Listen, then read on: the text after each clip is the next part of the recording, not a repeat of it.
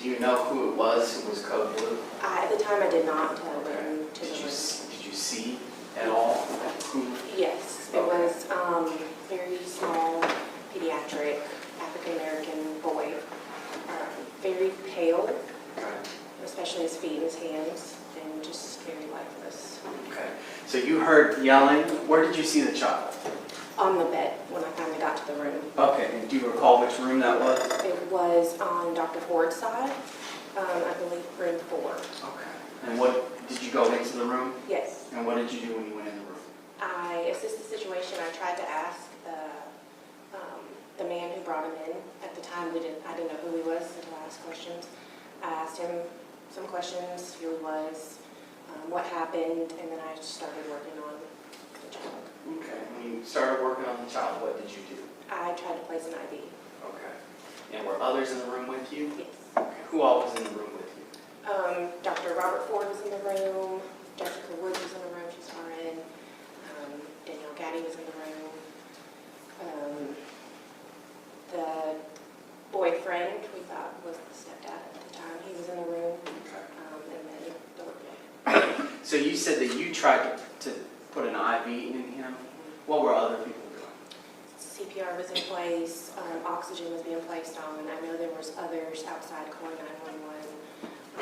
There's just a lot in commotion, and then trying to figure out what was going on with him. Okay. And I mean, there was a lot of trying to figure out what was going on. So I mean, did you kind of figure out what was going on? It was hard. It was from just bits and pieces of the story, but from what I gathered, he either had some breathing issues and was brought in, and I knew there was more to it than what was in our face. Okay. So let me say this. Do you know who the man was who brought the child in? At the time, no. Okay. I believe he was the boyfriend of the mother. Did you have any interactions with him while he was there with the child? Yes, I tried to ask the child's last name. I believe he was on the phone with the mom, and he had to ask the last name, date of birth, and all the information. And so you overheard them conversing? Mm-hmm. Okay. Was anything else said? She sounded like she was at work, and he was telling her not to worry about something and just get here. He just kept saying, don't worry about that, get here. Did he say anything about the child's symptoms prior to bringing the child in? That he was thrown up and just having some breathing problems and very lethargic. Okay. Did he say, he just said the child was lethargic? Did he say the child was doing anything else? I don't recall. Do you know how long y'all worked on the child?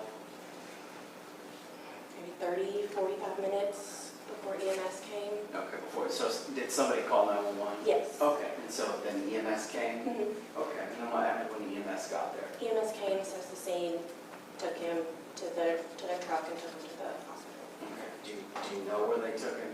Peach County, I believe. Did you do anything after they took the child? I just remember we all just kind of debriefed and tried to figure out what exactly just happened and did our statements while it was fresh on our brain. And let me ask you this, do you recall the man who brought the child in, if he said anything about the child losing consciousness? I believe so when he came in, because he said he had been sick for a couple of days and had been vomiting and having diarrhea, and so he was kind of lethargic and in and out of it.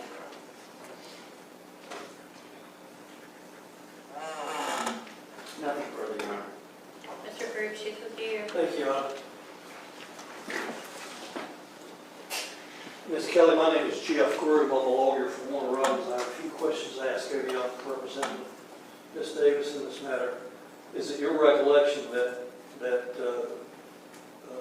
this child was presented at your office on November the 17th of 2020 at about 8:48 in the morning?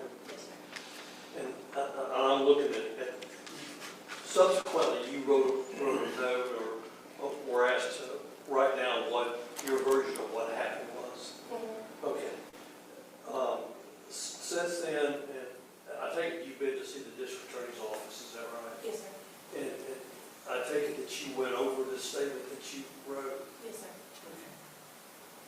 And once again, at that particular point in time, you were asking, or you heard shouts for either a nurse practitioner or Dr. Ford because you were in this hall, is that right? I was in the vicinity. I wasn't technically on his hall. All right. But nonetheless, you answered the call, and was the child already on the bed in room number 4? Yes, sir. Did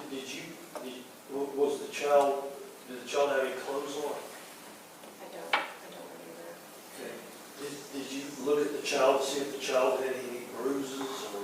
I did look at his arms when I went to do his IV and his legs because they were very cold and kind of pale.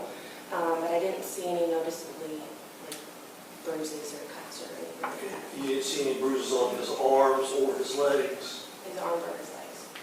Did you by chance have an opportunity to look at his chest to see if he had any either bruises or discoloration or disfigurement or anything on his? I don't remember because they were doing CPR. There was so much going on. I was trying to focus on trying to get him fluids. Likewise, you couldn't tell us if there were any marks or anything on his back?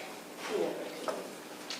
But there was nothing that caused you any concern as far as any bruises is concerned? No, no, sir. And I take it that they were trying to do, Robert Ford was doing chest compressions, is that right? Yes, sir. And that Dr. Justin Ford was trying to, and Amy Wood were trying to put a mask on the child of some sort. Is it called an ambu mask? For oxygen, yes, sir. Oxygen. And that was not going very well, was it? I don't think so. Okay.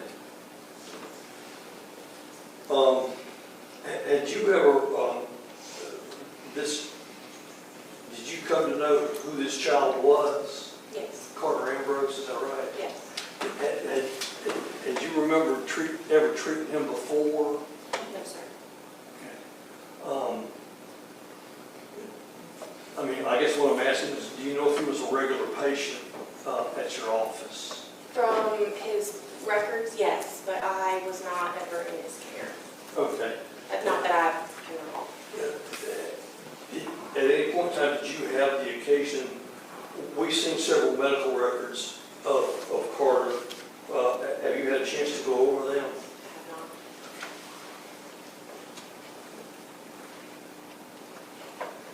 not. Now, let me ask you this.